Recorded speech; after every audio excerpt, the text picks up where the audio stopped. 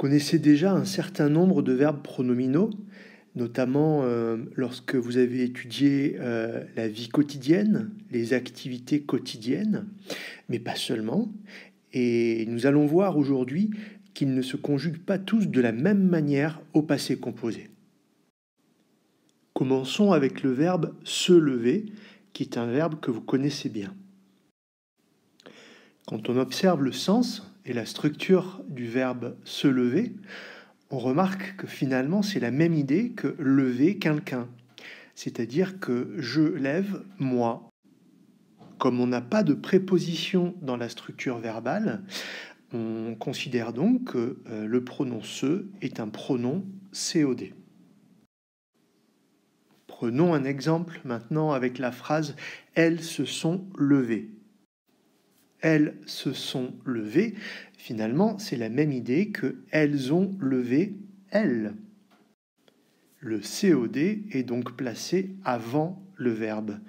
Et vous savez que quand le COD est placé avant le verbe, au passé composé, alors on accorde le participe passé avec le COD. Ici, le COD est féminin pluriel. On ajoute donc un E et un S à lever. Passons maintenant à un deuxième verbe, le verbe se téléphoner, et observons ensemble sa structure. Se téléphoner, c'est l'idée que quelqu'un téléphone à quelqu'un. Ici, nous avons la présence de la préposition à. Se est donc un pronom COI. Prenons l'exemple suivant. Elles se sont téléphonées.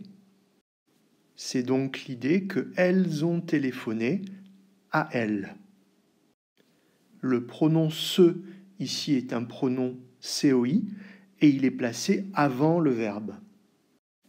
Mais vous savez que quand le COI est placé avant le verbe, il n'y a pas d'accord du participe passé.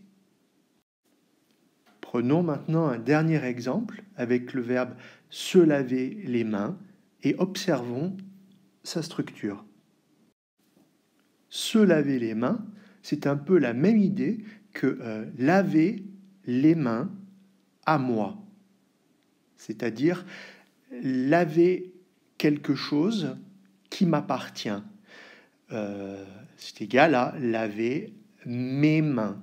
Ici, on utiliserait un adjectif possessif. Se est donc un pronom COI. Voyons maintenant comment ça marche au passé composé et prenons l'exemple suivant. Elles se sont lavé les mains.